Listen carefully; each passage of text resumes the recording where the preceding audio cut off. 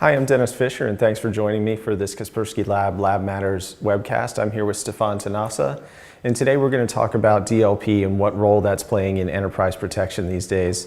So, Stefan, we've seen a lot of high-profile attacks in the last few months, probably starting with RSA, the Citigroup hack, the Sony hack. Sony, all the attacks on Sony.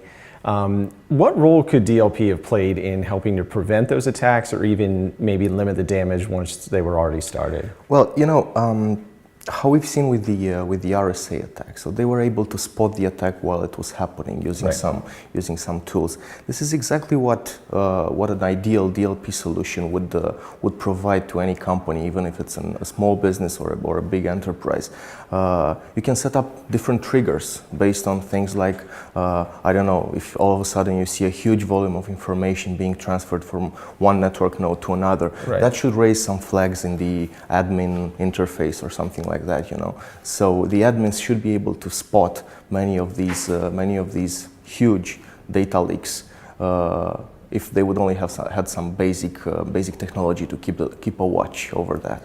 And if you've got a DLP solution in place, do you have to go in and sort of tune it to set up those triggers and say, this is what I'm worried about? DLP solutions have to be very customizable because each player, each company, each organization which would implement such a solution has their own requirements, their own specific details that they need to take care about. Which data they're worried about, it might differ from organization to organization. And also many companies who work who are being active in certain industries, they have to be compliant with all sorts of rules, so that's also adding up to the customizable factor. That's true. The compliance plays a big part these days, especially in the US and now even more in Europe too. So another thing we're seeing these days is a lot more data being stored in the cloud. So, being stored off premises, not necessarily on enterprise networks, things like Gmail, a lot of other consumer services are cloud-based. Is there any advantage that DLP can give you in those situations when the data isn't stored on your own networks? Well, unfortunately, if you're not storing the data on your own network, you don't really control it. So you're not just buying the storage from your cloud service provider, but you're also buying the security, or at least a lot of security should be there.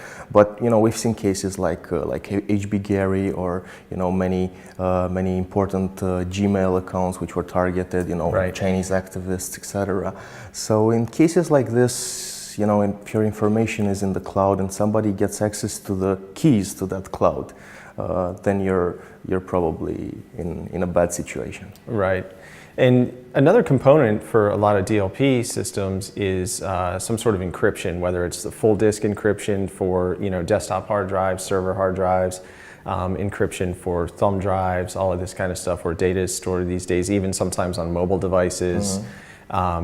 That can be an important thing, especially when an attacker is able to get into the network, maybe get past some of your perimeter defenses. If the data is encrypted, that can be a key defense against those kind of attacks, right? Well, definitely, but even more important than that, people need to understand the value and the importance of encryption only when they think about the physical threat, like losing your laptop or somebody physically stealing your laptop or your mobile device. Because nowadays our devices are getting more and more mobile. They're getting smaller and smarter at the same time. So we're able to do more important things, more complex things on devices which are smaller than ever, right? Our phones are becoming more like our computers. So we need to understand that these devices can be lost and that the information that is stored on them is getting more and more valuable every day, right?